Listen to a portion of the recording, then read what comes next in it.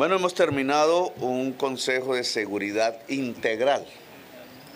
Llamamos seguridad integral porque hemos querido que se escuchen las voces de la institucionalidad civil, alcaldes fundamentalmente, Defensoría del Pueblo, Procuraduría, Fiscalía, las voces de la comunidad. Algunos miembros de la comunidad estuvieron aquí presentes dando su visión de los problemas de la región, y las voces de las fuerzas militares y de la Policía Nacional, que también en su cúpula máxima se hizo aquí presente.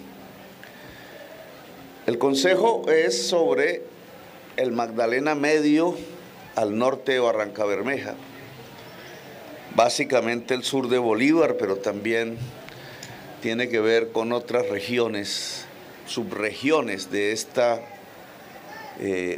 este territorio, y voy a presentar algunas de mis conclusiones alrededor de lo aquí discutido.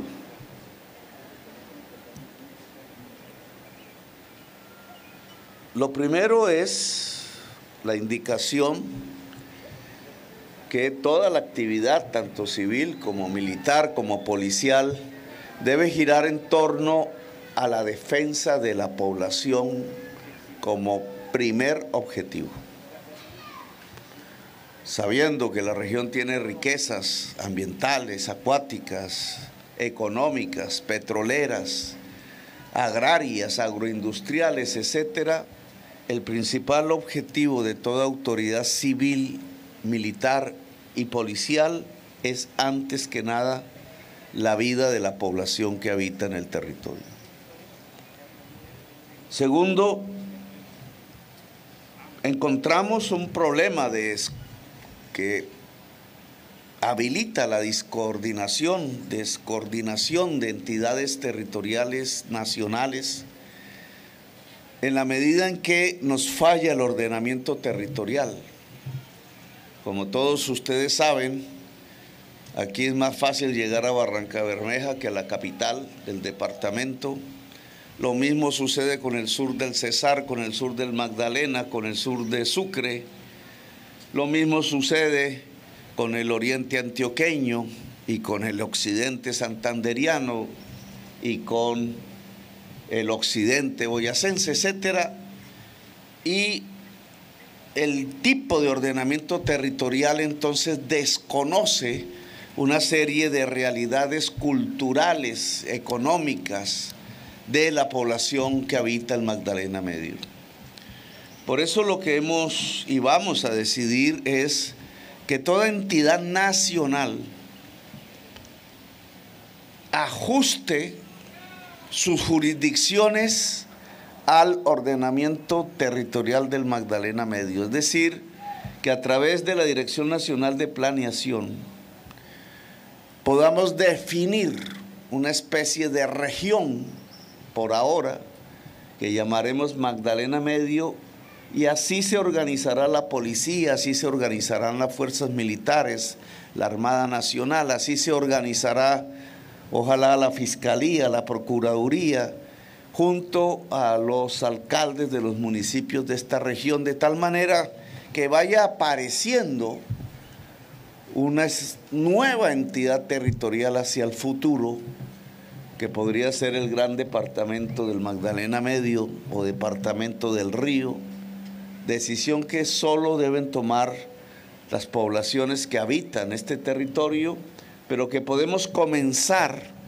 a partir de la formación de un gran área metropolitana que permita autonomía territorial, capacidad de inversión propia, capacidad presupuestal propia en estos municipios que hoy pertenecen a diversos departamentos, pero que tienen más estrechos lazos entre sí que con sus respectivas capitales.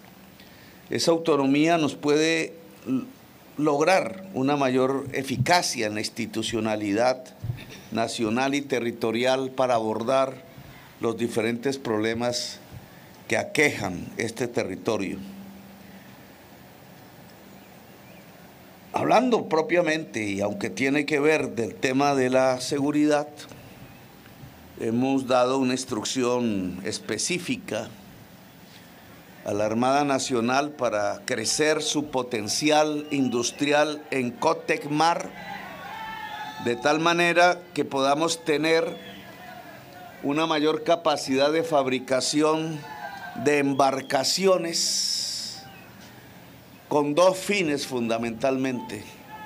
Uno, construir una especie de Satena de las vías fluviales, un sistema de transporte comercial de pasajeros que pueda tener la mejor tecnología posible y seguridad para hacer de los ríos, y en este caso del gran río de la Magdalena, arterias realmente de comunicación como antaño eran, no cuerpos que nos aíslan unos de otros, sino posibilidades reales de unificarnos. Este esfuerzo en la Armada Nacional, como lo tiene la Fuerza Aérea alrededor de Satena, se puede cumplir si aumentamos su capacidad industrial en Cartagena de astilleros, de incremento de la producción de embarcaciones de todo tipo, tanto para el uso civil como para el uso militar. Le he pedido a la Armada hacer un énfasis en la interdicción en el río Magdalena. Interdicción es la actividad por medio de la cual no pasa lo ilícito y no debe pasar lo ilícito. No solamente se necesitan más embarcaciones para ello, se necesita la voluntad de hacerlo. Si nosotros logramos una más eficaz actividad de interdicción en el río Magdalena, moviendo los puntos de los retenes acuáticos, etcétera, podemos disminuir el número de muertos en el terreno, en el territorio, porque la desaparición paulatina, la dificultad mayor de la actividad ilegal, traería la evacuación de diferentes fuerzas ilegales de un territorio al que el cual ya no les serviría para sus propósitos. Es preferible en toda operación antinarcóticos desde el punto de vista operacional garantizar la eficacia de la interdicción, porque es menos riesgoso para la tropa, para la población, es más eficaz en el sentido de desbaratar los negocios ilegales y nos posibilita abrir los caminos de la paz. Hemos discutido y hablado de una nueva ruta para atacar la minería ilegal, que es uno de los grandes problemas del territorio del Magdalena Medio y de otras regiones del país por su enorme capacidad destructiva del medio ambiente. En ese sentido, la operación contra las dragas, buscaremos el camino jurídico para ello, debe ser expedita, en cabeza de una sola institución. Draga ilegal que se encuentre, draga que se dinamita de manera inmediata. Lo cual implica una política minera diferente a la que tenemos, que será materia de un proyecto de ley, porque la política minera que tenemos es producto de un código minero hecho por el Congreso de la República. En esa nueva política minera, el pequeño minero tradicional puede obtener concesiones otorgadas por el Estado para una explotación de largo plazo que le permita inversiones para la sostenibilidad de su actividad en relación a no afectar el medio ambiente. La priorización en la minería debe ser para el pequeño, la pequeña minera tradicional. Mineros ilegales no tradicionales pueden tener un camino de legalización sí hacen una negociación jurídica con la justicia colombiana, desmantelan su actividad depredadora y se institucionalizan con el gobierno nacional a través de concesiones de largo plazo, evitando el deterioro del medio ambiente.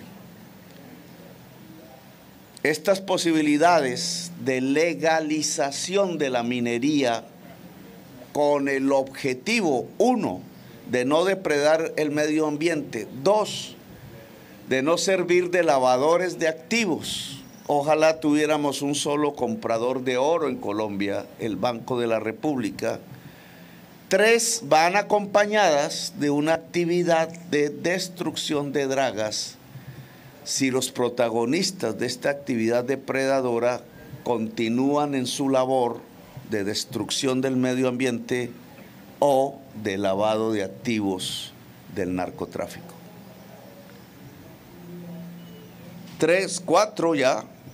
Le he pedido a todos los alcaldes organizar entonces a los mineros, a las mineras, para que podamos hacer una política pública que privilegie al más pequeño, que privilegie al que más haya vivido de esa actividad, que permita salidas pacíficas, sin represiones, para legalización de actividades, sin depredación, sin lavado, y que nos devuelva el agua, la belleza del paisaje, la hermosura de la región, a otras posibilidades económicas donde la población pueda vivir mejor de la pesca, del turismo, de la agricultura y de la agroindustria.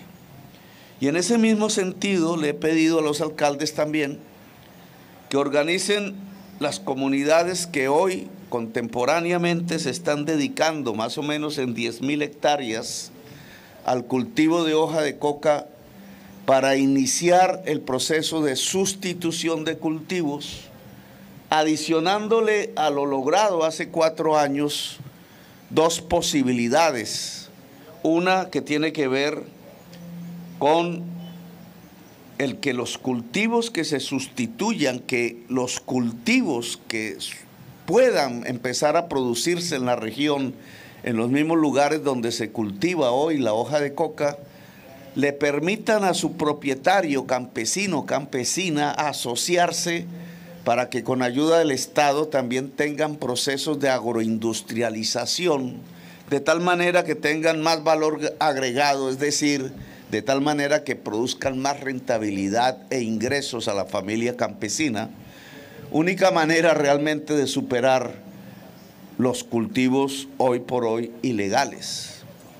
Y el segundo es que se pueda sustituir tierras si estas no son tan productivas, en un programa de reforma agraria en donde campesino, cultivador de hoja de coca con tierras poco productivas pueda tener, a cambio de dejar esa actividad, tierras muchísimo más fértiles, planas quizás, en lugares mejores para la producción de alimentos y su agroindustrialización.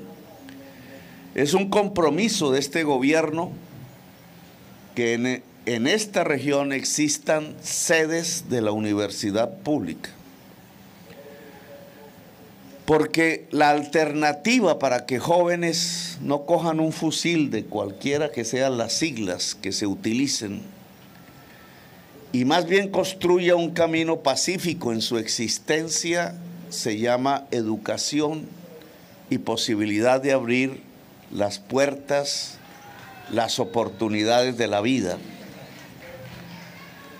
Entonces, ya existiendo lotes que varios alcaldes han ofrecido, entraríamos en un proceso con el Ministerio de Educación para diseñar y empezar a construir las sedes de educación superior en el sur de Bolívar y traer por primera vez, según lo que me han informado, la universidad a este territorio, de tal manera que padres campesinos, madres campesinas, de pescadores, de pequeños mineros, no tengan dificultades para que un hijo o una hija pueda ingresar a la educación superior en este país. Entonces, estas son las conclusiones hoy por hoy del Consejo de Seguridad. Quiero anunciarles que por decreto firmado el día de ayer, he autorizado restituir los protocolos, permitir de nuevo negociadores, permitir que puedan reconectarse con su organización, suspender órdenes de captura a esos negociadores, suspender órdenes de extradición a esos negociadores para que comience un diálogo con el Ejército de Liberación Nacional, así llamado, para intentar construir el camino, ojalá rápido y expedito, en donde esta organización deje de ser una guerrilla insurgente en Colombia. E invito a quienes integran las llamadas autodefensas para iniciar un camino similar y conjuntamente entregar esta región a la paz y la vida de sus propios integrantes, si son menores de edad, a la sociedad, si son mayores de edad, a la existencia pacífica en el territorio o en cualquier lugar del país. Así que esta resolución inicia una nueva posibilidad de proceso de paz en Colombia, que espero y estaremos vigilantes con la fuerza pública y con las autoridades civiles, traiga en concreto la disminución de la violencia en el sur de Bolívar, en nuestro Magdalena Medio, en las tierras aledañas al gran río de la patria. Esperemos que estas opciones de diálogo que hoy abrimos y que se abrirán a más en la perspectiva de una paz total, realmente puedan hacer que aquí en el Magdalena Medio no mueran más los jóvenes, sean civiles, sean uniformados del Estado, sean uniformados por la ilegalidad. Gracias, muy amables. Muchas gracias, señor presidente Gustavo Petro.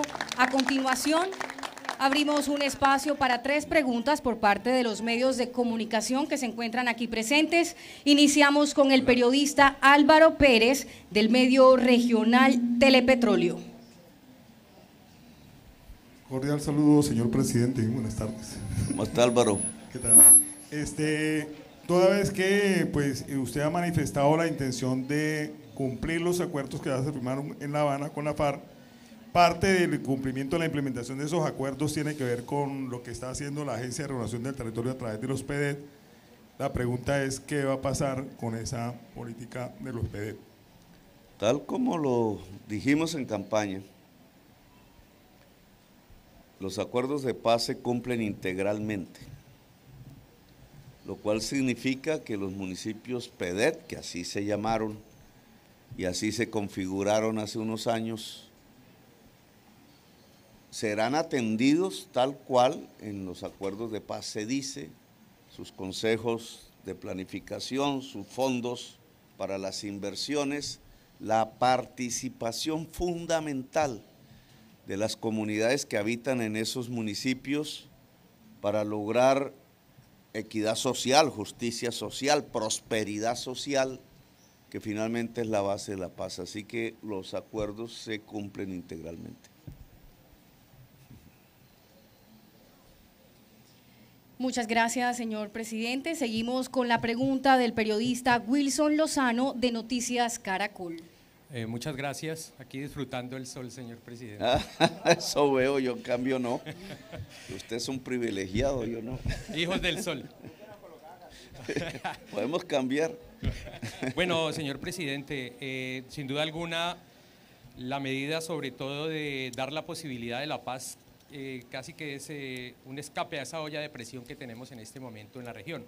Pero coyunturalmente, en este momento, autodefensas gaitanistas o Clan del Golfo tienen en jaque a la población civil aquí. En Barrancabermeja están enfrentados por el microtráfico. En Wilches tienen más de 20 líderes amenazados y hoy el alcalde amaneció amenazado. Y aquí en el sur de Bolívar también hay mucha violencia. ¿Cuáles son las medidas inmediatas para bajar esos grados de amenazas y atentados contra líderes sociales y la sociedad civil por parte de su gobierno? Gracias. Sí, aunque ya lo había dicho. Son dos. La interdicción se vuelve efectiva, lo cual significa que la actividad de estos grupos, llámense como se llaman, deja de ser eficaz, porque al final su actividad se centra en un negocio, poder sacar la cocaína por el río y exportarla. Ese es el negocio. Lo demás son crímenes, porque este tipo de organización es multicriminal, pero complementarias a esta, que es la actividad central y la que más dinero les deja, junto con el control y la extorsión sobre las actividades mineras. Si la interdicción funciona, y para eso se necesita que sea completa y eficaz, y tenemos un plan para ello, y la nueva política pública minera se establece, no habrá ningún tipo de estímulo entonces para que continúe la actividad ilegal ni en Barrancabermeja, ni en San Pablo, ni en Cimitié, ni en el sur de Bolívar. Si a eso se le añade las opciones que dejamos abiertas de desmantelamiento pacífico de lo ilegal a través de negociaciones jurídicas, incluso políticas, entonces tenemos un escenario que yo creo puede ser real y contundente para disminuir la violencia que usted mismo aquí en su pregunta denuncia en el territorio. Muchas gracias, señor presidente. Y finalizamos con la pregunta del periodista Alejandro Cabarcas de Noticias RCN. Señor presidente, muy buenas tardes. Bienvenido aquí a la región del sur de Bolívar. En Barrancabermeja existe una situación delicada, crítica. La comunidad pide el aumento de pie de fuerza y más seguridad frente a toda esta ola de homicidios que se han venido presentando por parte de una estructura paramilitar autodenominada Autodefensas Gaitanistas. Una estructura paramilitar que tiene jerarquía de mando, control territorial y que las autoridades y el Estado insisten en llamarlos Clan del Golfo.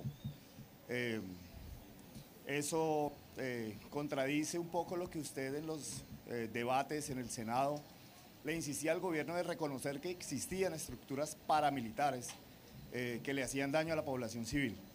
La pregunta es el por qué no se reconocen que existen estas autodefensas gaitanistas que tienen este control territorial y que son los que están causando violencia en los territorios. Sí, pero el problema no es el nombre. Eso no es lo que hace la diferencia. Es un problema de nombres, de palabras. Realmente lo que tenemos que mirar es cómo fluye el crimen en el país, cómo cambia de formas, es decir, cómo se transforma. Sí, ya no estamos en las épocas en donde el problema fundamental de la criminalidad era algún muchacho, incluso con problemas de hambre, que salía a robar un celular en algún barrio de noche y que podía ser controlado por un policía incluso con bolillo. Esas épocas han pasado. Tampoco creo que estamos en este momento al frente de una situación que pudiéramos calificar de parapolítica o de paramilitarismo. Recuerde usted que yo fui el que se inventó la palabra parapolítica, precisamente porque mostré al país hace ya bastante, más de una década, cómo las principales organizaciones narcotraficantes eran dirigidas desde el Congreso de la República misma por senadores que ordenaban matar incluso, muchos de ellos presos en este momento y confesos. Otra visión de ese mismo fenómeno le puso el nombre de paramilitarismo por la presencia de oficiales hace bastantes décadas en la fundación de ese tipo de organizaciones militarizadas en la práctica. Pero yo creo que estamos ahora ante un fenómeno diferente, incluso yo diría más difícil de resolver, más complejo. Yo a eso le llamo, y son palabras, organizaciones multicrimen. Usted habla de las autodefensas gaitanistas, ¿a qué se dedican? ¿Cuál es su actividad criminal? Son varios los crímenes, no es uno solo. Hay un control territorial, usted lo ha mencionado, hay una capacidad de extorsión generalizada o por actividades económicas, hay actividad de abuso sexual, hay actividades de secuestro y de asesinato, de homicidio en la forma sicarial, hay narcotráfico y otras formas delincuenciales. A eso le llamo multicrimen. Y tiene un relacionamiento que no es exclusivamente,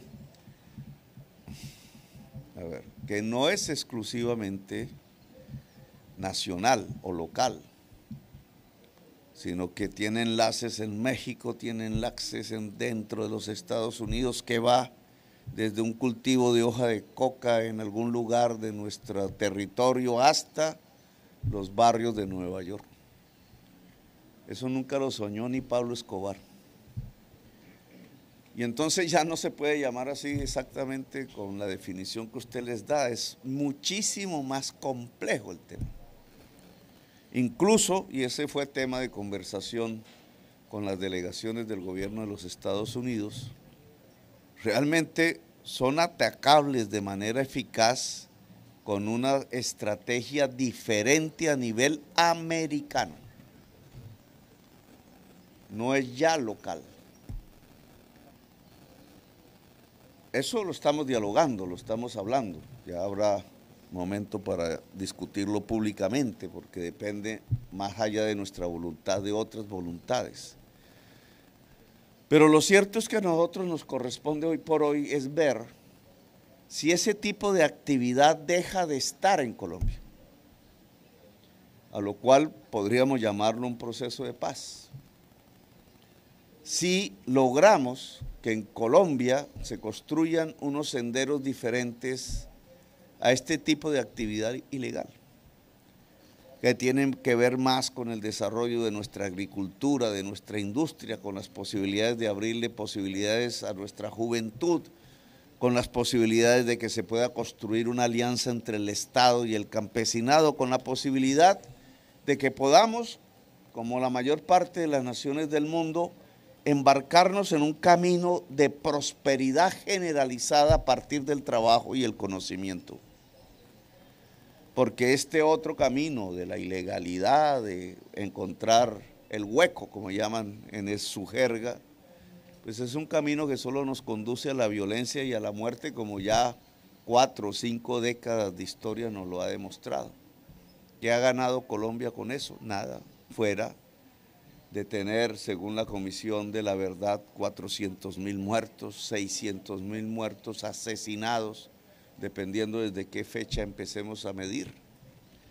Y eso es una destrucción total y real, es una autodestrucción de una sociedad que en vez de construir colectivamente el camino de la prosperidad, que solamente se obtiene a partir del trabajo y el conocimiento, construye el camino de su propia destrucción.